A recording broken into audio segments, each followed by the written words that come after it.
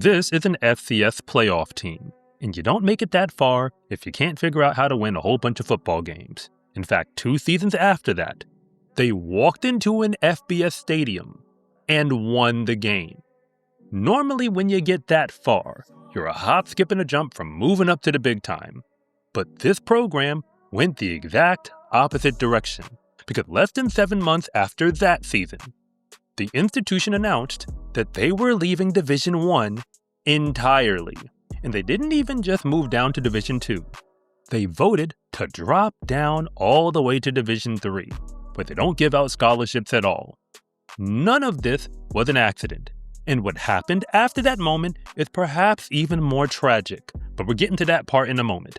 Because the real question after all of this story for the St. Francis Red Flash is, why did all this happen? Because they're a cautionary tale. Because if it can happen to them, it can happen to somebody else. Now, full disclosure, I actually remember the St. Francis Red Flash because I attended an FCS football school, and St. Francis was on our schedule.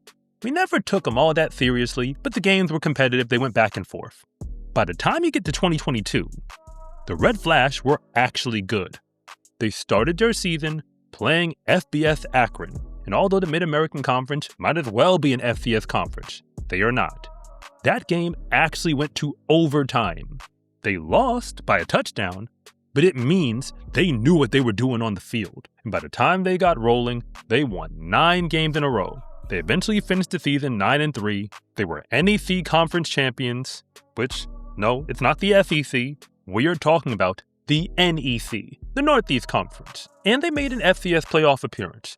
That game did not go according to plan, but hey, you win some, you lose some. The team that beat them is Delaware, who actually has moved up to the FBS. Like, from that moment till now, they're an FBS program. So when I tell you, things change incredibly fast in the world of college football, we now have actual date stamps to prove it. So in 2023, the Red Flash came off of a winning season and a playoff appearance, but ultimately they took a step back.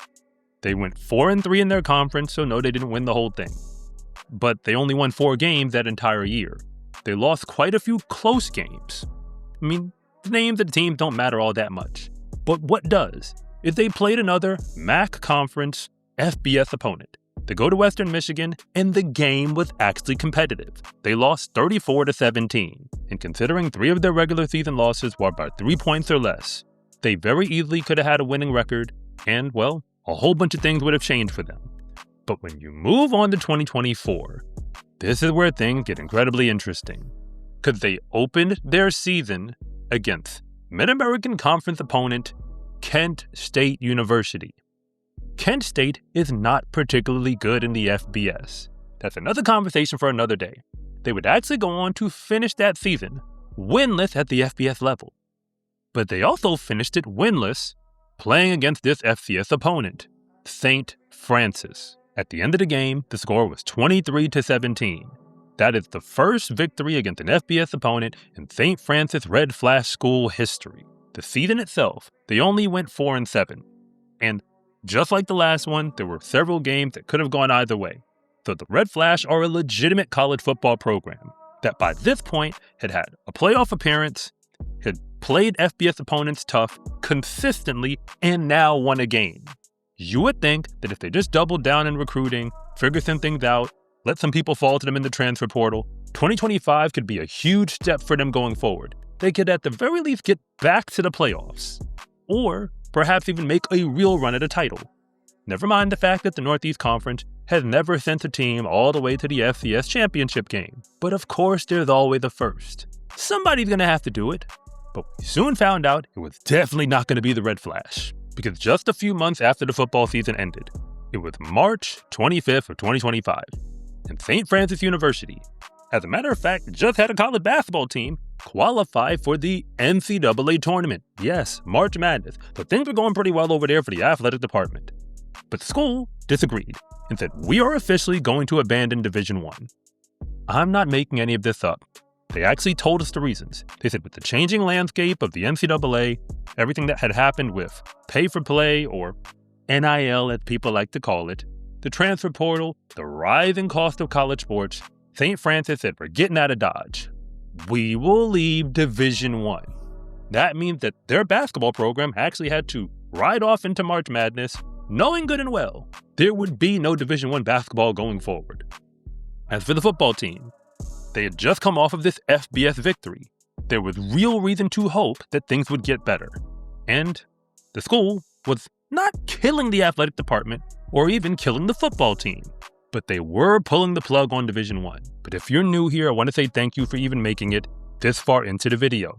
My name is Rob, and if you really want an unfiltered perspective on college football, the type that actually helps you to see it clearly, then you are in the right place. And if anything that I say actually connects with you, it is always greatly appreciated if you would please like and subscribe. But if I don't, just let me know in the comment section because I'll try to read them all. If you didn't already know, almost anybody who gets recruited Division I wanted to be in Division I. That means if the school decides to leave that division, the players don't really have a reason to stay there. It doesn't mean that everybody immediately ejects. Some people might stay. And there's a provisional period on how you drop down. But the point had been made.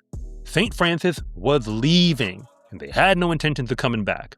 So in 2025, the last football season that St. Francis would actually play as a member of Division I, things did not go anywhere near as well as what we had seen in the past. They opened the year playing multiple FBS opponents, and of course, they went to the Mid-American Conference to get one of those matchups, and they would lose to the Buffalo Bulls, 6-45, a much larger margin of loss than what we'd seen in any of the years prior, at least not immediately. But they also played Louisiana Monroe, which is one of the most underfunded programs in all of FBS. Like, St. Francis has definitely figured out how to schedule the teams at the bottom of the barrel in the FBS, and they still lost. They lost 29-0, so that one is legitimately a shutout. And you would have thought things might go better when they only played FCS opponents, but it didn't. The worst loss they had that year was Duquesne University by almost 50 points. They had a few close games, but by the time this was all done, they were winless. 0-11. That is it. And considering St. Francis at this point was no longer playing for much, other than to just have one more victory, this is not the way that anybody wanted the movie to end. Like, at least you could just get one victory for a team that had, a few years ago, been in the FCS Playoffs, playing against a team that was about to move up to the FBS. And they went into an FBS stadium 2 years later and actually won a game. Every time they played Mid-American Conference opponents, the games were actually competitive. And now, they could not buy a win, quite literally, in the FCS. But that is exactly why the school decided to get out of that level. They were tired of feeling the pressure to try to buy a victory. Because Division I football has changed. And although the FBS level is where money is flying around, specifically in the power conferences, when you move away from it, everybody else who's in the group of five feels the pressure to move. The Mid-American Conference itself, the same group of teams that St. Francis had been playing against over the course of this story, they are all the way at the bottom when it comes to revenue and expenditures in the FBS. Almost no other conference is really looking like them. And they're technically FBS. It just doesn't really feel like it. Certainly not on the dollars and cents. Who knows, they might not stay in the FBS all that much longer. But for now, that's where they are. And St. Francis wasn't just able to play with them. They had proven that they belonged in college football. This is not about a program that was so bad that they just decided to leave the FCS. Like, they were a Division I school that was able to make March Madness and beat an FBS program as a member of FCS in the same year. If you can do that, you have a Division I athletic department, one that's actually doing something right over there. It was the college looking at the finances. Beyond athletics, they were trying to figure out, how are we going to stay open? And the athletic department, with all the costs that kept on going up and the pressure for athletes to get more money to make this thing happen, wasn't working. So they decided to leave. They didn't even just leave Division I. They even abandoned their identity, because the St. Francis Red Flash is dead. The school is now coming back, but they're not the Red Flash. They're the St. Francis Red Wolves. And we know that this situation is way bigger than St. Francis because LSU themselves, yes, the same LSU from the SEC, not the NEC that St. Francis just left. They just had a meeting with a group of their top donors to discuss ways that they could get more money funneled into the athletic department to fund where college sports is going. They said themselves that college athletics is at a crossroads and the finances need to move in a new direction. And they're a school that is in line to pay $40 million to their football program in estimated NIL value. There's a whole bunch of reasons on how they got to that number. But what matters is if the richest programs feel the need to raise more money, it actually makes a lot of sense. Where St. Francis, who's nowhere near their level, looked at the balance sheet and said, this is just too much for us. There's no real reason for us to make this a priority. Because they're going to be at college, with or without Division I sports. And now, the St. Francis Red Flash are a cautionary tale. A story that we will get to remember. Perhaps even some highlights you can pull up on this platform.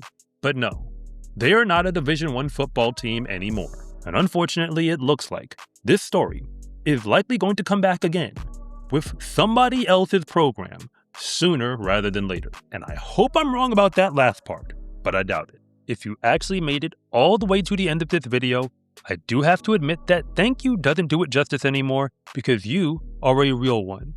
If you have any reaction at all to something that I said, I do invite you to sound off in the comments. I don't always get to respond to everything, but I do the absolute best that I can to read them all. If nothing else, and you really just want to see more content like this, it is always greatly appreciated if you would please like and subscribe.